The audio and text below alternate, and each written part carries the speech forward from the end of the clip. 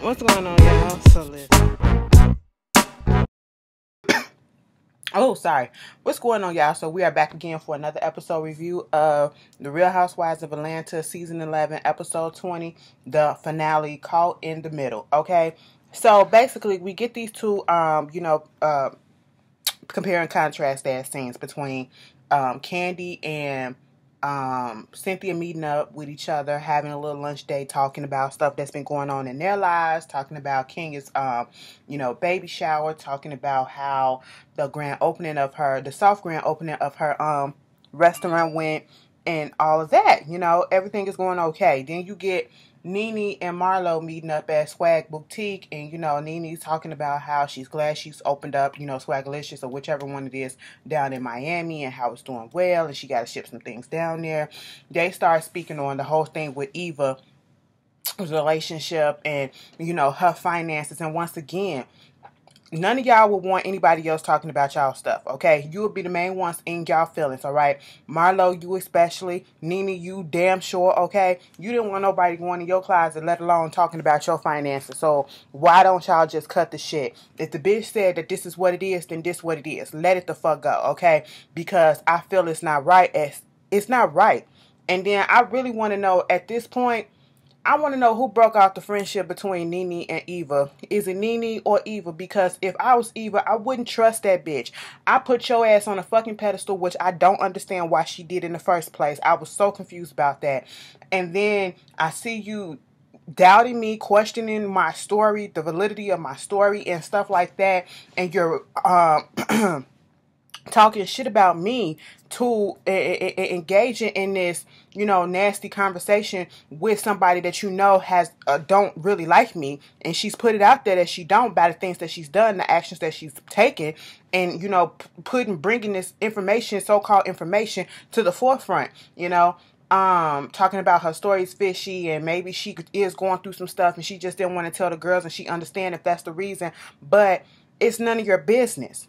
It never should have got to the girls in the first place. But you sitting here engaging with Marlo, and then you got your nerves to be in your feelings about Cynthia being cool with Kenya, and they not supposed to say, Cynthia saying don't say nothing about Kenya and all this stuff, and you making it seem as if Cynthia's scared to talk to Kenya and tell her don't do this and don't do that. Cynthia can't control that grown woman, just like Marlo can't control your grown ass, or Eva can't control your grown ass either. You engaging in shit that you shouldn't be doing, but you talking about your friend as well, somebody that's supposed to be your friend. What's the difference between you and the situation with Cynthia and Kenya? Okay, Kenya gonna do what she want to do, all right? Cause Cynthia ain't got no control over that girl. If she don't want to talk about the Kenya situation or whatever for the sake of her, that's her right, okay? It ain't just because if you can't handle the fact that Cynthia's friends with Kenya, stop being friends with Cynthia. Because I can't stand a bitch like that, oh, if you friends with this person, I can't be friends with you or whatever. No, okay? And we don't know if Cynthia is going back telling stuff to Kenya, which I don't feel like Cynthia probably is, okay? She just don't seem like she built that way, all right? And yes, Cynthia do have a hard time standing up for herself, but we've seen her come out her shell a little bit over the years, and I really don't feel like she's just sitting around talking shit about Nene behind her back the way Nene talking shit about or engaging in the shit talk about Eva. Obviously, they ain't been friends that long, or, they just work associates. Let's be clear, And so, it is what it is. You in your feelings, and then, Cynthia talking to, what's her face, Candy, about it, and, basically saying she was in her feelings because of the fact that when Greg found out that he had cancer, I guess Kenya didn't say anything soon enough for her. Bitch, I can't stand when people do stuff like that, okay? I really, after seeing everything, and I can be a little bit hard on Nene right about now, but at this point, I really don't care, because after seeing that whole shit that, happened between her, that text message exchange that happened and Porsha posted over the internet this past weekend, I really don't give a shit. And it's about time somebody knocked this bitch down a peg or two, a peg of 10, okay? Because she's really thinking she's all the way up here and not realizing a lot of people don't fuck with you like that, because your attitude is nasty and you're a miserable person. Like, you really finna make this shit about you. Finna make this about you. It's a good thing Greg is coming around trying to look into, starting the chemo or whatever. You know, Candy and Cynthia was talking about Porsha's gender reveal party. Candy's not going. It's understandable. Like she already said, I put out the effort to invite you to my stuff. And you don't want to come. You sing your flowers and stuff. That's cool. We cordial. We whatever. We good. But don't expect me to want to come and, you know, to your thing. So hey, tit for tat, it is what it is. She keeping that same energy, so you know, it's no animosity, it's no nothing. She glad that they can be in the same room and be in the same place and still be on the same court and not be, you know, having the fights and stuff against each other. So that's basically what was going on. So we get Eva, you know, I guess they're in their new place or whatever, and Michael shades his beard. First of all, pause. Did y'all see the commercial they was doing, because Little comes out in a couple of weeks, right?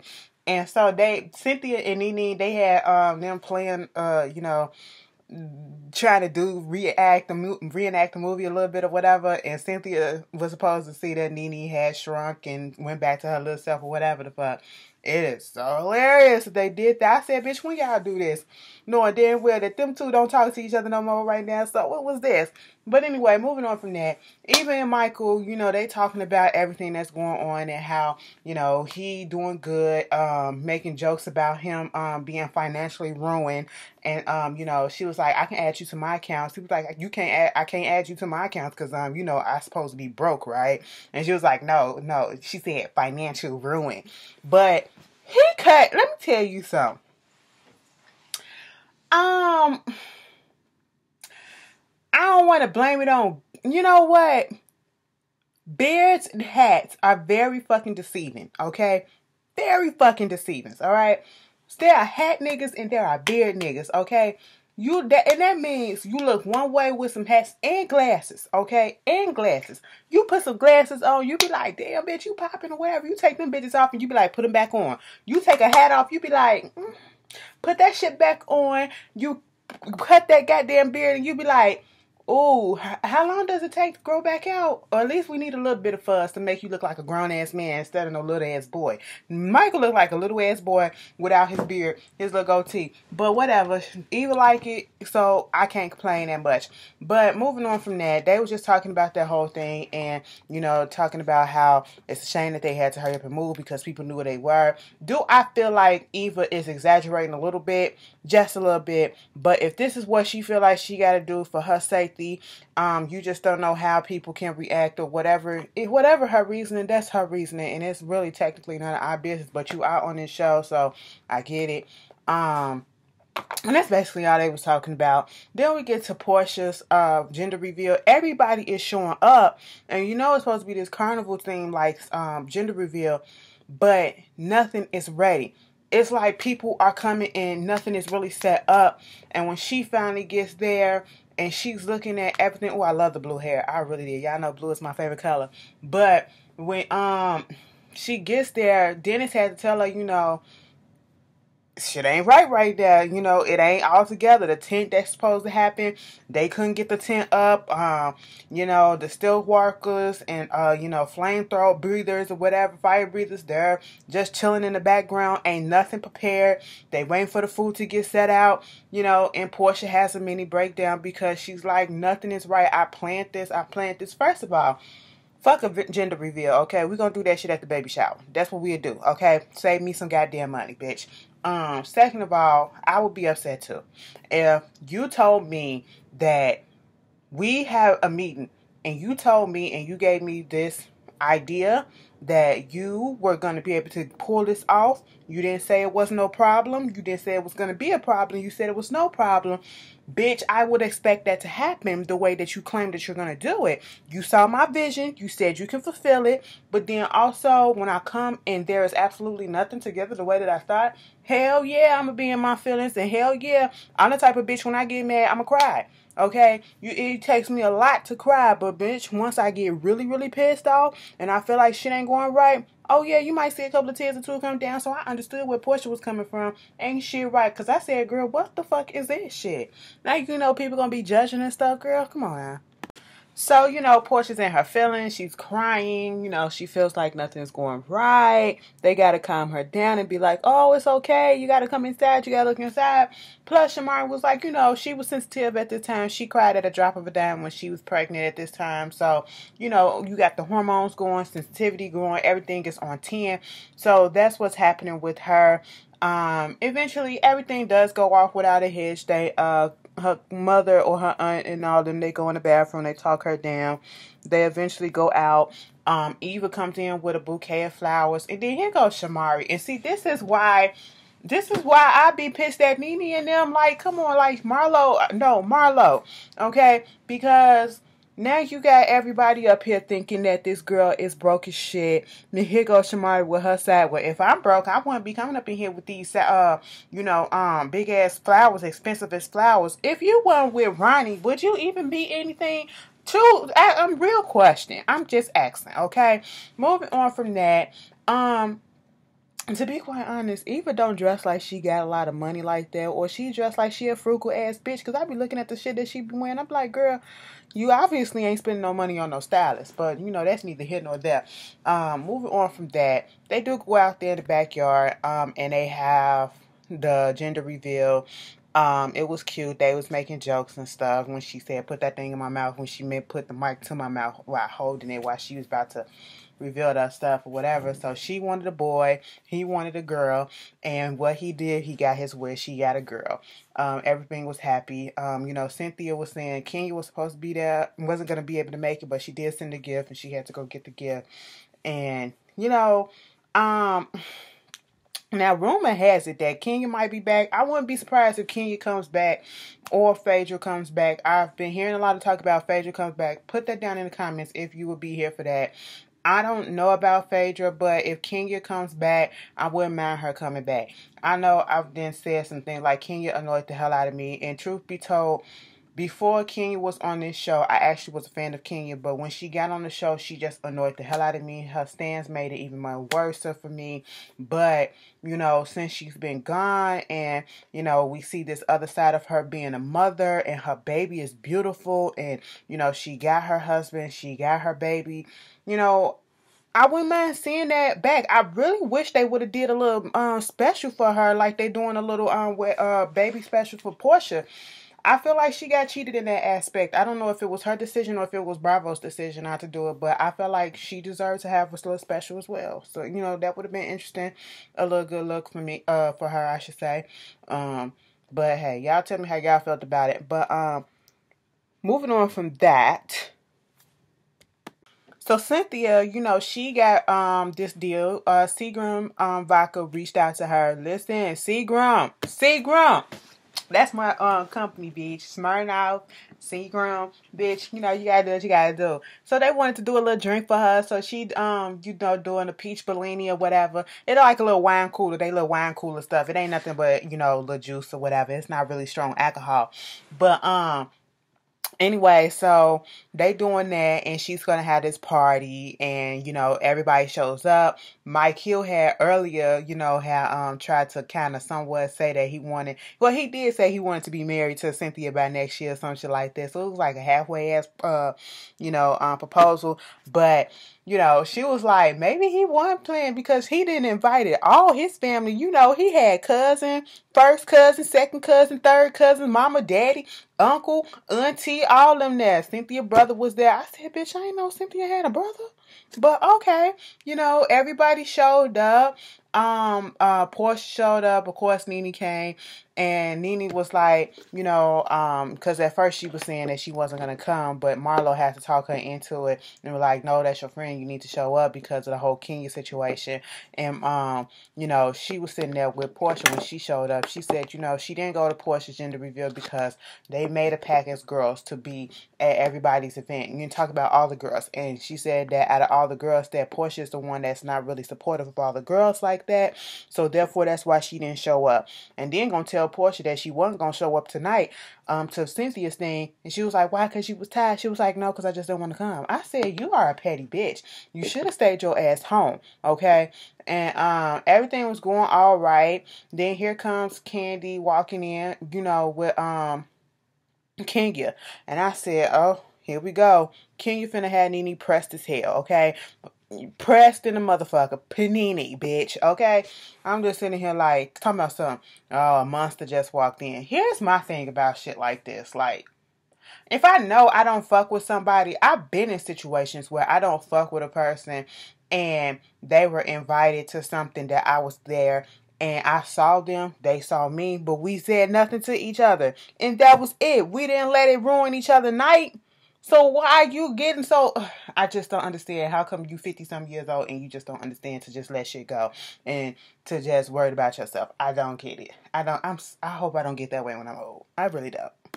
So basically, at the end of the episode, because they tacked on 15 minutes extra, they gonna do something with the Cynthia and Nene meetup and all that shit. Cynthia, you don't need a bitch like Nene in your life, okay? Nobody does. If somebody cannot come to your goddamn party or your event or just be there for you and be totally about you and put their issues and whatever it is to the side and not make the night about them, that's not a person that you need to have in your life, because that person is miserable, selfish, petty as fuck. All right, because Kenya shows up, she's throwing all these jabs, trying to being sarcastic and everything over there, sitting with Porsha laughing. But see, Porsha had the biggest issue with Kenya. Rightfully so. Both of them had big issues with each other. Rightfully so.